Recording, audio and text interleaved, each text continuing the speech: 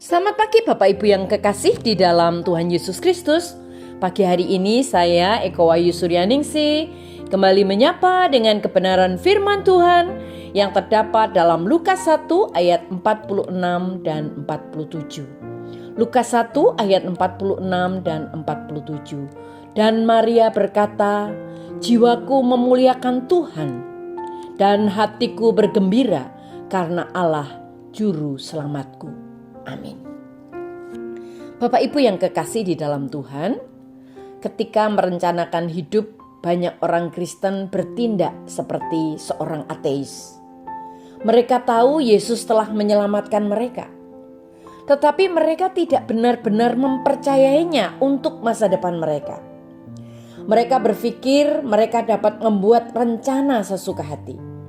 Tetapi kenyataannya Tuhan menciptakan setiap orang untuk tujuan yang unik dengan rencana dan tujuan tertentu.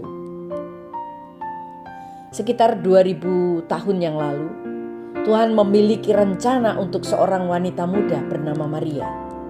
Dia menciptakan dan memilihnya untuk menjadi ibu dari putranya.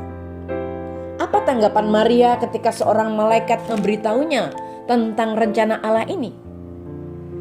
Dia tidak berkata, "Aku punya rencana sendiri untuk hidupku. Aku terlalu sibuk. Aku harus melakukan apa yang terbaik untukku." Sama sekali tidak. Maria tidak mengatakan hal itu karena dia menyadari bahwa Allah memiliki tujuan untuk hidupnya dan dia bersedia melakukan apapun yang dikehendakinya. Yang luar biasa adalah tanggapan Maria adalah sebuah nyanyian pujian. Dia mengungkapkannya dalam Lukas 1 ayat 46 dan 47. "Jiwaku memuliakan Tuhan dan rohku bersukacita dalam Allah juru selamatku." Maria menyadari bahwa Allah adalah Tuhan dan juru selamatnya, dan dia bersemangat untuk melakukan kehendaknya. Dia mempercayakan hidupnya kepadanya, meskipun dia tahu tidak seorang pun akan mempercayainya ketika dia menceritakan apa yang dikatakan malaikat itu. Apakah kita percaya bahwa Allah telah menciptakan kita untuk tujuan tertentu? Alkitab berkata, "Ketahuilah bahwa Tuhan adalah Allah. Ia telah menciptakan kita dan kita adalah miliknya. Kita adalah umatnya, domba-domba yang digembalakannya." Mazmur 100 ayat 3. Banyak orang akan melewatkan rencana Tuhan untuk hidup mereka. Hanya sekitar 18 inci jarak antara kepala dan hati. Mereka secara intelektual percaya Injil, tetapi mereka tidak membiarkannya mengubah hatinya. Yang benar seharusnya adalah bahwa kita tidak diciptakan untuk kepentingan kita sendiri. Kita diciptakan oleh Tuhan dan kita diciptakan untuk Tuhan. Kita mungkin tahu fisika kuantum. Kita mungkin memahami teori kekacauan. Kita bahkan mungkin tahu cara membangun roket.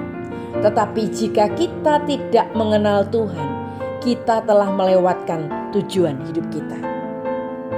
Di akhir hidup kita, Tuhan tidak akan peduli seberapa baik kita berprestasi dalam karir kita, atau meminta untuk melihat saldo rekening bank kita. Sebaliknya, Tuhan akan bertanya kepada kita, "Apakah kamu mengenal aku? Apakah kamu membangun hubungan dengan putraku yang kuutus ke bumi untuk mati di atas kayu salib bagimu?" Hal terpenting dalam hidup adalah mengenal Tuhan. Bukan mengetahui tentang Dia, tetapi mengenal Dia secara pribadi. Mengenal Tuhan Yesus Kristus sebagai Tuhan dan Juru Selamat. Apakah kita semakin mengenal Dia dan membiarkan Tuhan Yesus mengubah hati kita hari ini? Jika itu terjadi pada kita, mari lakukan yang terbaik. Kenalilah, dan minta Dia masuk dalam hati kita. Dia akan sanggup mengubahkan kita. Amin. Mari kita berdoa. Tuhan Yesus, terima kasih. Ajar kami mengenal Engkau dan membiarkan Engkau tinggal dalam hati kami, sehingga kami tahu tujuan hidup kami. Dalam nama Tuhan Yesus kami berdoa. Haleluya. Amin.